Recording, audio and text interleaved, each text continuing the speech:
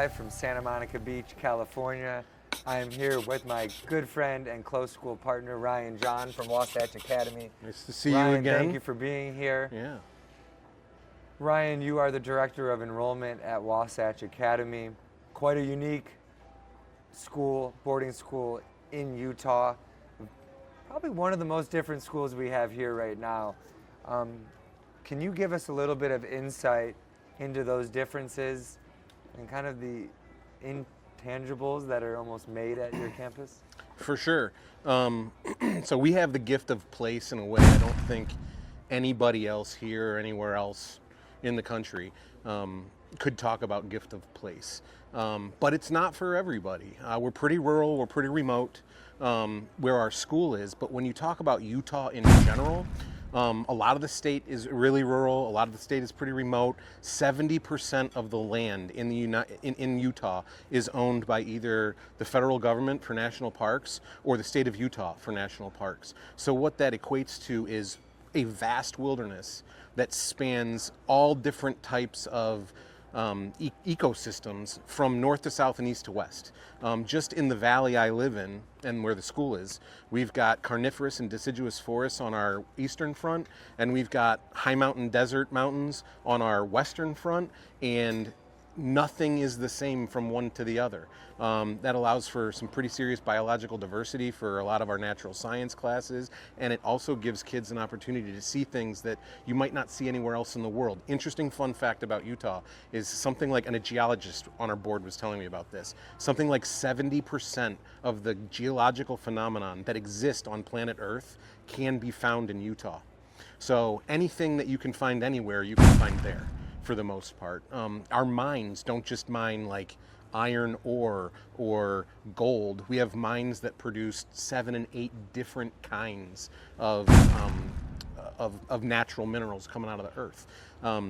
So just being able to leverage the big parks to the south, which everybody around the world has heard of, Moab and Zion and Arches, and we can be to all of those in 2.5, 3 hours. But lesser known places like Bryce Canyon and Capitol Reef are right in our backyard. And those are things that we can leverage as well. Going up to see the Great Salt Lake, seeing some wild bison in their natural environment, and hitting the Great Salt Lake for a kayaking trip is something that we can do in a day. And people travel thousands and thousands of miles to be able to have access to these things from all over the world. So it's really a gift for our students in our school. So it's a unique place. Very naturey.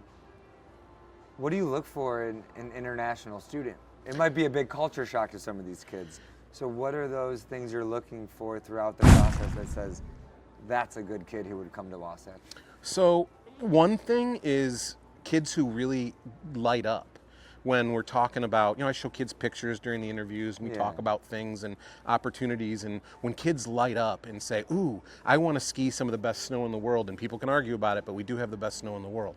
Or kids get excited because they want to go up onto a mountain that's 11,000 feet above sea level and they've never been somewhere like that before. When they get excited about trying something new. So for Wasatch in particular, one thing that we do is get kids to try new things. And when we have a kid with like a really adventurous spirit who wants to get out there and experience something new in the classroom or challenge themselves in a way, maybe learning an instrument that they've never done before, or like the nature stuff, going to hiking, in the mountains or to a natural hot spring.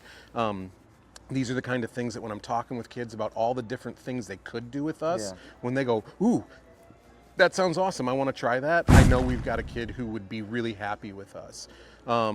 If a kid is looking for an urban area, it's not us. If a kid is looking for clean air, clean water, beautiful landscapes, safe, our town is very safe. We only have like 3,400 people in it, and our crime is non-existent. People leave their doors unlocked. I probably shouldn't say this for the world to hear, but my keys are sitting in my ignition in the driveway of my house right now, and I have no worries about my car getting stolen. So those are the kinds of things I think kids appreciate, and parents know that when their kids are with us, their kids are in a safe, caring environment, and kids who like good food, because we have good food. Thank you for that. You're welcome. International enrollment, this entire industry, kind of goes through waves, ups and downs. Countries go in and out of economic booms, economic busts, and we're the ones that have to adapt to all of it. You've been in the industry for a while. What have you seen as the challenges maybe over the next 5 years in this industry? Well, I think, boarding schools in general are expensive, all of them. Yeah. Even the ones that are lower tuition than the highest ones. It's all expensive, and it's all an investment. And I think affordability, like everything in the country or the world, affordability is an issue, I think, and being able to support the right kinds of kids coming to our school is more and more challenging. I know there's schools out there that don't really like to do very much financial aid for international students, but we are intentionally a 50-50 split international school that just happens to be in Utah. 50% of our students are domestic, 50% of our students are international, and we invest in the diversity that we value. So if we have kids who are interested in us from a country that hasn't historically sent kids our way, but is excited about our kind of school and what we have to offer, we do our best to try and make that work.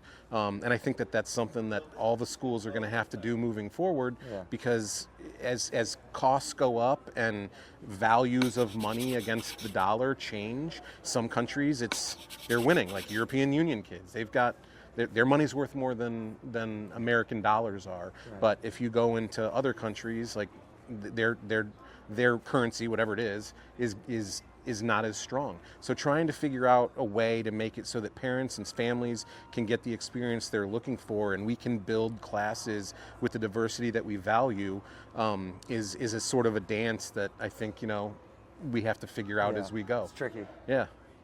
Thank you very much for that insight. Ryan Jhon, Wasatch Academy.